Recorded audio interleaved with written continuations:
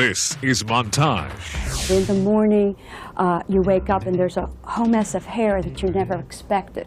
Life can be hard for men who lose their hair, but what's it like for bald women?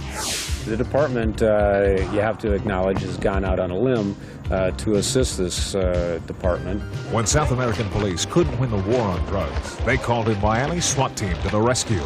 The exclusive story of our guys training the boys in Brazil. And do you have any sausage in your suitcases? the Beagle Brigade is on your tail and about to bust another smuggler. Plus, your last chance to win a vacation to Disney World Resort on tonight's Montage. Hello, welcome to Montage. I'm Edwin O'Dell. Hair today, gone tomorrow. For many people, it's a bad joke describing men who go bald as they get older. But imagine waking up every day and looking into the mirror to see a face with no eyebrows, a head with no hair, and eyes with no eyelashes. It's no joke, and it has happened to over 2 million Americans. It's a disease called alopecia areata, and Channel 4's Susan Wallace has the story of 2 women who dare to go bare. A lot of people think I'm Hare Krishna. Other people have asked me if I'm a transsexual or a transvestite. You can spot her in a crowd, and even though she has to deal with insensitive comments and rude stares, Miranda Melendez thinks bald is beautiful. But she's not bald by choice. She suffers from alopecia areata, a hair loss disease that affects about 2 million Americans. It often starts with a circular patch of baldness. What happens is that in the morning, you wake up and there's a whole mess of hair that you never expected. And you look and there's a patch. Or you're combing your hair and all of a sudden it's on the comb or it's in the sink. At the age of 18, Miranda was diagnosed with the disease and given cortisone treatments to help encourage hair growth. The reasons why it occurs is still something we're trying to look at and investigate more fully. Dr. Marty Sawaya, an assistant professor of dermatology at the University of Miami School of Medicine, says something within the body's immune system attacks the hair follicle. Something is triggering or signaling the hair follicle to shut down. It's some sort of an attack against the follicle. But the follicle's not dead. It's not in a state where it cannot regrow. Some people are able to regrow hair, others are not. After 10 years, Miranda stopped the cortisone treatments and she lost her hair. She wore a wig for a while, but it only got her into embarrassing situations, like when she went dancing. And I'm just doing my thing, and I went something like that, and this prosthesis falls off to somebody else's table. I took off my shoes, threw off my shoes, and kept on dancing. Miranda didn't lose her sense of humor when she lost her hair, but she says it took a lot of courage to go hairless. She says it's important that people accept her for what she has, not what she doesn't have, and that her problems are no different from anyone else. I don't think that my problems sometimes have to do with the fact that I have no hair. They have to deal with the fact that that's the way of life. Hi, Adrian. This is Judy Soha. Is Cheryl around? Judy Soha had never heard of alopecia areata until 2 years ago. She first noticed something was wrong after she returned home from getting a haircut. So when I came back from the hairdresser, I was looking at my hair in the mirror, and I saw a little bit of a bald spot that looked a little bit like she had nicked me. And I picked up the hair, and I had a 2-inch bald spot. Within 3 weeks, she lost 90% of the hair on her head. Judy says she was a wash-and-go type of person, that she didn't pay much attention to her hair.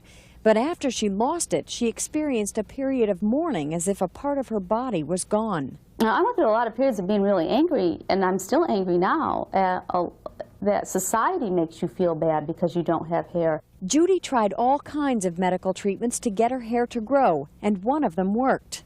I felt like Lady Godiva, even though my hair all over my head was about 2 inches long, but I had hair covering my head, and you feel fantastically good when that happens. But the feeling didn't last. Her hair fell out again, and this time the treatments didn't work. Judy decided to deal with what happened and accept the fact that she is bald. She wears a scarf instead of a wig because it's more comfortable and better suits her style. People accept you according to what you're projecting. You know, when you feel good about yourself, you know, when you're not self-conscious about the way that you look, that, you know, they're not really conscious of the way that you look either. People at work don't even see what I have on my head anymore.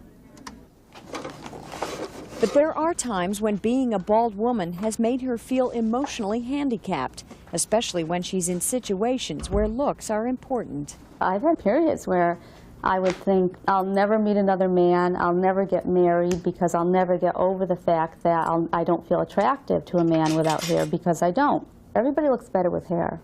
But you don't focus on that type of thinking because you're never going to get anywhere. You have to look at the positive sides of things.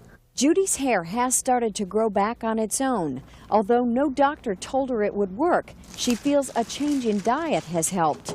She has a feeling this may be the start of a new beginning. I'm hoping with my hair growing in now that it'll continue this way, and that, perhaps, maybe in a year or so, that I can have a full head of hair. If you would like more information about alopecia areata, you can write the Alopecia Areata Foundation at 714 C Street, Suite 216, San Rafael, California, 94901. Up next, Go! Go, go, go, go! Miami Blues meets the Brazilian Brigade, and still ahead, Jess, do this, do this. Good girl. it's a dog's life catching smugglers. The Miami Police SWAT team has long been hailed as one of the premier special weapons and tactics teams in the nation. Now they've got proof, as the team has taken their tremendous drug-fighting capabilities to an international scale. Early last year, the team received an invitation from the police in Sao Paulo, Brazil, to conduct one of their grueling SWAT schools there. The Brazilian version of the SWAT team will now work to help stop the flow of drugs into South Florida. After receiving clearance from the U.S. State Department, the team invited me along. So 3 years after graduating SWAT school, I was going back, this time with Chief Photographer Mike Zimmer, to bring you this exclusive report. Against a backdrop of incredible splendor, a real-life Wild West show is played out every day. With guns blazing in the streets, police and civilians alike pray to stay alive rather than rely on law enforcement skills. Now they feel their prayers have been answered. The Miami SWAT team has arrived. Their welcoming us was as their saviors, if you will, to their major crime problem that they're having there. Their impression of us as being super cops, superhuman. Down, down! The Brazilian press labeled them the Beasts from Miami, and it didn't take the Miami SWAT team very long to understand why they're being hailed as the last hope for people all over Brazil. Sao Paulo police say that far too many of their officers are killed in the line of duty, and critics say that's due to a lack of training. Standard operating procedure for them to lose one or two of their officers in the line of duty on a weekly basis. In fact, during the 1 week that Channel 4 News spent documenting the SWAT team's training in Sao Paulo, 4 police officers were killed. The city averaged 4 to 5 bank robberies a day, and at least 250 cars are stolen each day, most at gunpoint. That was like a common practice. As soon as you go in the door, start shooting, whoever's standing, they really didn't care. Unfortunately, it's not only the criminals police have to worry about. In these shooting situations, what he's most worried about is being shot by another policeman. Up.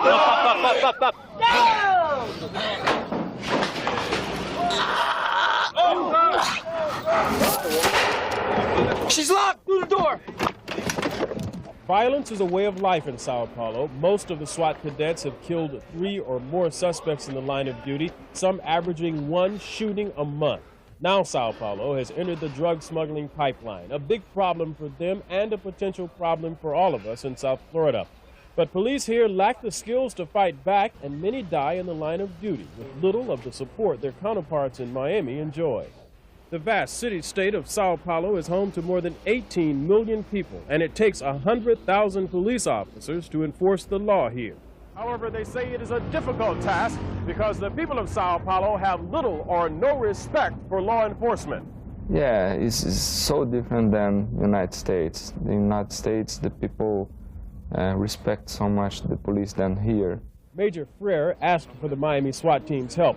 When he traveled to Miami to attend SWAT school here, his teachers didn't know the training was so crucial that it would actually help South Florida's law enforcement with its own problems.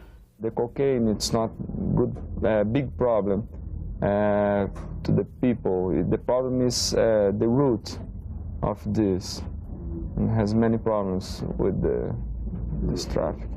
The U.S. State Department says more than 2 tons of cocaine and 4 huge coca labs were seized in Brazil last year. Much of that would have made its way to South Florida. Not much coke is actually produced here, but the Brazilian police major tells me this country is now being used as a middleman for cocaine from Bolivia and Colombia. Tons of cocaine is warehoused in Sao Paulo and other Brazilian cities. Do drugs go from Sao Paulo to the U.S.? Yes, past than São Paulo is produced in Bolivia, Colombia, and here Brazil is a transportation. São Paulo and Rio to Miami and to the United States, to Europe. Yes, it's a route. Is a route? Yes. In the past, Miami's SWAT team has only been able to attack drugs after it hit the streets of Miami. But by taking its techniques to the streets of Sao Paulo, the Miami department has become a part of the International Drug Interdiction Network. The training will help Sao Paulo's brand new narcotics department. And I think that the taxpayers will get more than, for years to come, something positive from that trip. We were the actual ambassadors for Miami. A department the size and status of Miami is expected to participate in the national and international law enforcement community, and that's exactly what we're doing. That's exactly what we're doing in Brazil. Crime isn't a local problem; it's a national problem, an international problem. And, you know, that stands out, I think, most clearly with the drug problem that we have. Remember, keep your hands better your chest. There you go. There you go. There you go. Good job. All right. Yeah. All right. All right. Yeah. All right. Piece of cake, huh? Hey. Piece of cake today, but what happens when these Brazilians are left on their own? Will they remember the discipline needed to save lives? And who will be blamed if they kill some innocent person using the techniques Miami taught them? Could the Brazilian press one day stop calling Miami SWAT saviors and supermen? I don't think anything they do with what we showed them would come back negatively on us. I think they would probably blame them for not doing it right. It's a concern, of course, but you have to weigh the risks and the gains. And for the risk of that occurring, in my mind, is far outweighed by the gain that they have from the training that we get, that we gave them, I should say. We think that we have provided Brazil with the best training that we have, and we think that we don't think, we know that they're not going to have incident if they do what we have recommended in our training. Miami's police chief Perry Anderson told me that Miami's taxpayers have been spared the burden of paying for this trip. Except for the regular salaries of the 6 SWAT team members, Brazil paid for everything. And this trip may be just the beginning. Chief Anderson says they have received a number of requests for international assistance in law enforcement, and the Miami SWAT team may become a traveling band of lawmen. Coming up next. I'm banana. I'm banana. Banana is verboden. Sniffing out crime.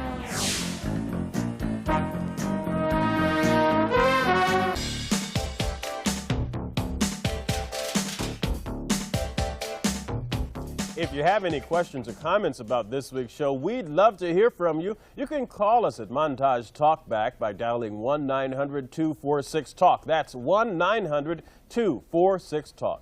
We'll air your comments on our next show. Each call costs 95 cents. Now, did you notice the Muppet secret password we flashed earlier? Well, if you did, you're one step closer to a Disney World vacation. All you have to do is remember to tune in Monday morning to Joy 107 Radio. DJ Ed Goodman will be asking for the word you saw here earlier on Montage. If you're the caller chosen with the correct Muppet password, you and up to 3 friends will win a vacation to Walt Disney World and stay at the new Dolphin Resort. So tune in Monday morning to Joy 107. Good luck. Now, that's all the time we have for this week's Montage. We're off next week, but we'll be back in 2 weeks.